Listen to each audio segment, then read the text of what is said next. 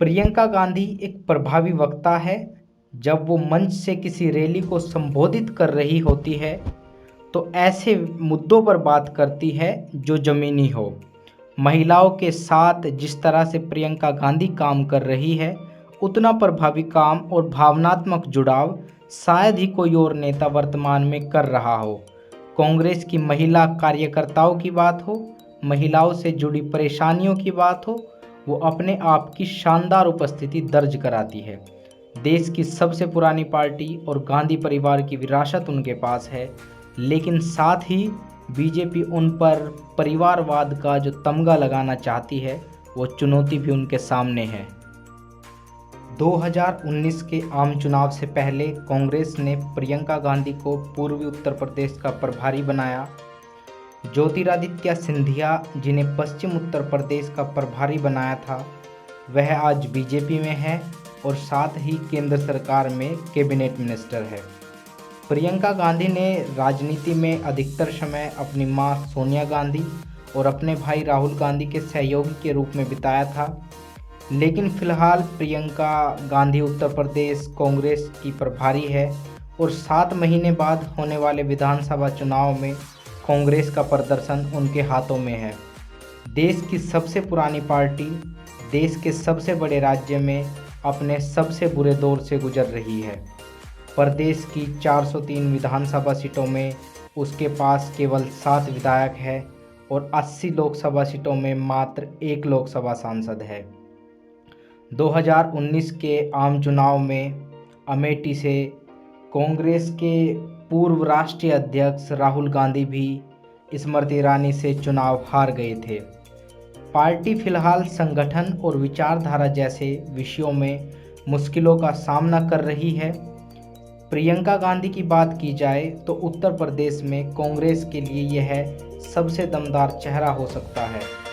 3 कृषि कानूनों के विरोध की बात हो, हाथरस में हुए जघन्य अपराध की बात हो, महामारी के दौरान सरकार की असफलता की बात हो, प्रियंका ने सरकार की आलोचना की है और खुद को आम लोगों के साथ खड़ा होने को साबित करने की पूरी कोशिश की है। लॉकडाउन लगने के बाद जब मजदूरों को दिल्ली से मजबूरन पैदल यात्रा करनी पड़ रही थी, तो प्रियंका गांधी ने दिल्ली की सीमाओं पर 1000 बसें भेजकर यह दिखाने की कोशिश की कि कांग्रेस मजदूरों के साथ है। हाथरस में प्रशासन की मनाही के बाद प्रियंका ने पीड़िता के परिवार वालों से मिलने की कोशिश भी की। पश्चिम उत्तर प्रदेश में प्रियंका ने कांग्रेस किसान यात्रा की, कई जगह रैलियों को संबोधित किया। माना जा सकता है कि प्रियंका ने पिछले कुछ सालों में कार्यकर्ताओं में मनोबल बढ़ाया है और विपक्ष के तौर पर खुद को दर्ज कराया है। लेकिन सिर्फ इन्हीं सब से बीजेपी और योगी आदित्यनाथ को चुनौती नहीं दी जा सकती और कांग्रेस की 2022 चुनाव में जीत की संभावना नहीं लगाई जा सकती। 2017 में कांग्रेस ने समाजवादी पार्टी के साथ मिलकर चुनाव लड़ा। अखिलेश यादव और राहुल गांधी दोनों मिलकर भी मोदी ब्रांड और बीजेपी को मुकाबला नहीं दे पाए और 2017 के चुनाव परिणाम में बीजेपी ने इतिहास बना दिया, कुल 403 में से 312 सीटें जीतकर। विपक्ष के रूप में सपा, बसपा और कांग्रेस में से सबसे खस्ता हाल कांग्रेस का ही है।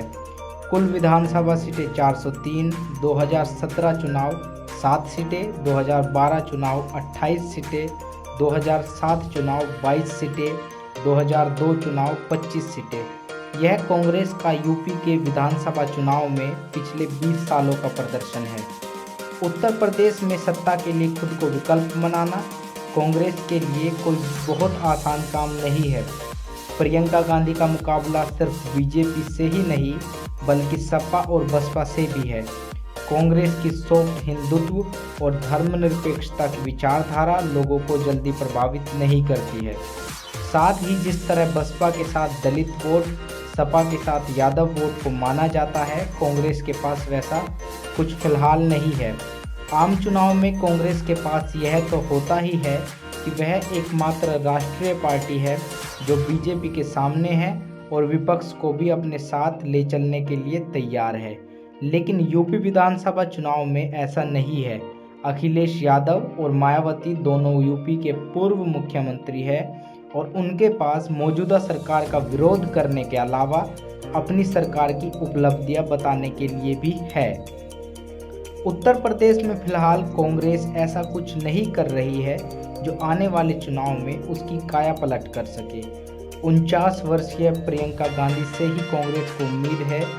ये तो आने वाला वक्त ही बताएगा कि वह ऐसा कुछ कर पाएगी या नहीं कि आने वाले 2022 के विधानसभा चुनाव में कांग्रेस बेहतर प्रदर्शन